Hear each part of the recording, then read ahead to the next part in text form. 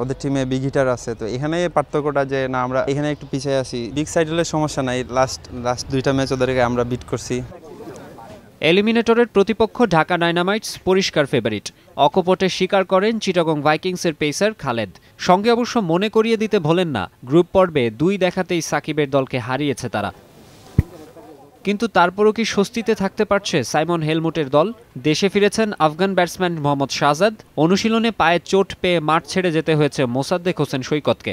যদিও দলীয় সূত্রে জানা গেছে চোট খুব একটা গুরুতর নয়। ইনজুরিতে আছেন ভাইকিংসের একাধিক জয়ের নায়ক রবি ফ্রাইলিঙ্কো।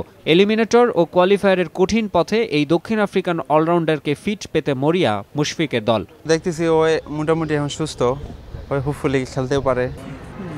খালেদ আহমেদ, ইয়াসির আলীদের নৈপুণ্যে সেরা চারে চিটাগং। তবে ঢাকার চিত্রটাই ভিন্ন।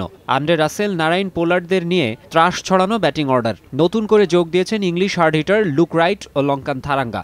অধিনায়ক সাকিবের পাশাপাশি আছেন রুবেল, শুভাগত হোম, রনি তালুকদারের মতো পরীক্ষিত দেশি ক্রিকেটার। যদিও তারকাবহুল স্কোয়াড নিয়েও এক ম্যাচ আগেই টানা 5 হারের তিক্ততা সঙ্গী ছিল তাদের। তাই সতর্ক সাবেক চ্যাম্পিয়নরা। আন্দ্রে রাসেল এমন একজন প্লেয়ার যে কিনা একাই একটা ম্যাচ জিতে দিতে পারে, অ্যাবিলিটি রাখে।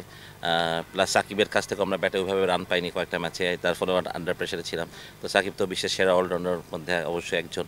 তো আশা করি যে captain lead from the front. টপরে যদি ইনশাল্লাহ ভালো ব্যাটিং করে তাহলে একটা চান্স থাকবে পোলার এবং রাসেল কিংবা পিছিয়ে যারা ব্যাটিং করছে তাদের ফ্রিডম নিয়ে খেলার। আসলে মাকসুম আলম খান, সময় সংবাদ, ঢাকা। খুব ইম্পর্টেন্ট গেম, নকআউট স্টেজ সোজা কথা। আপনি